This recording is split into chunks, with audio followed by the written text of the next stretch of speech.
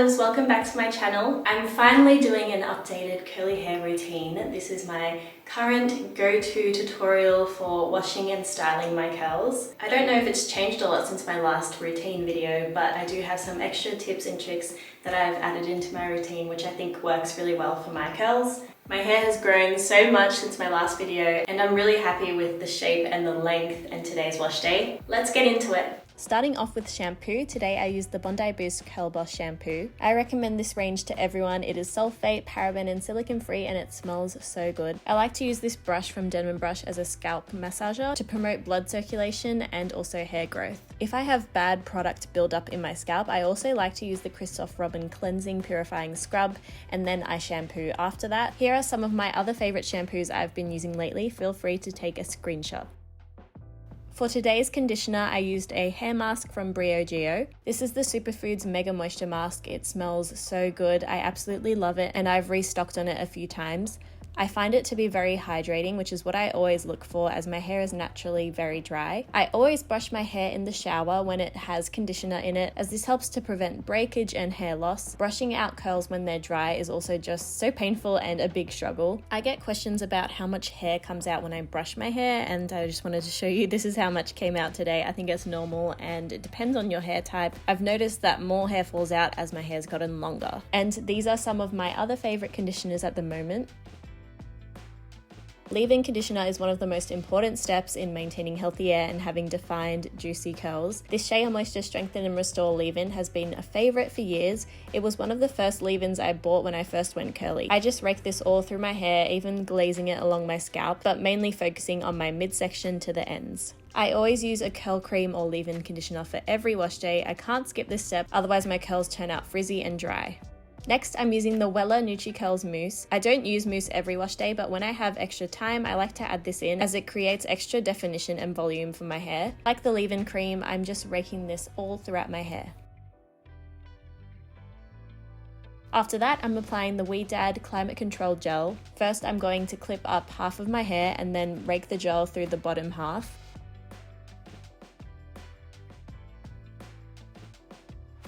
After applying this all over my hair, I start scrunching the curls to create tighter ringlets. Something new I've started to do as my hair has gotten longer is shaking out the curls. So I grab sections of my hair near the root and gently shake them to break up the curls. This will help to avoid big clumps of curls and create more even ringlets. Here are some other favorite gels of mine.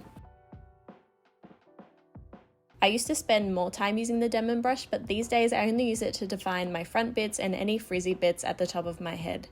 I basically brush through my bangs and scrunch to ensure that they're going to dry nice and defined.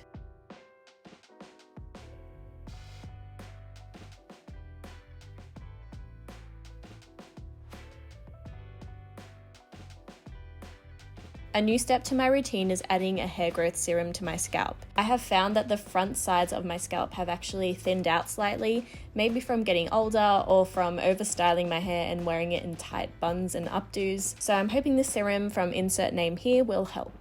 Then this is another new important step. I'm using the Bondi Boost Heat Spray to quickly spritz all over my hair to ensure it's protected from the heat of my diffuser. I use the Dyson Supersonic to dry my hair. I know it's very pricey, but I just love the design of it and I love how quickly it dries my hair with minimal heat damage. I use it on medium power and medium heat. I focus on drying my roots first as this section takes the longest. Make sure not to drag the diffuser along your scalp to avoid frizz. After around 10 minutes, I flip my hair all to one side and focus on the roots, then do the same on the other side.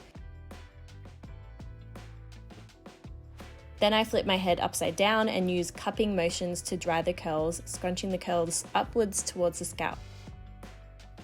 Diffusing takes around 25 minutes for me. Once my hair is 95% dry, I make sure to shake and scrunch out my curls, making the cast on my curls less stiff and more loose.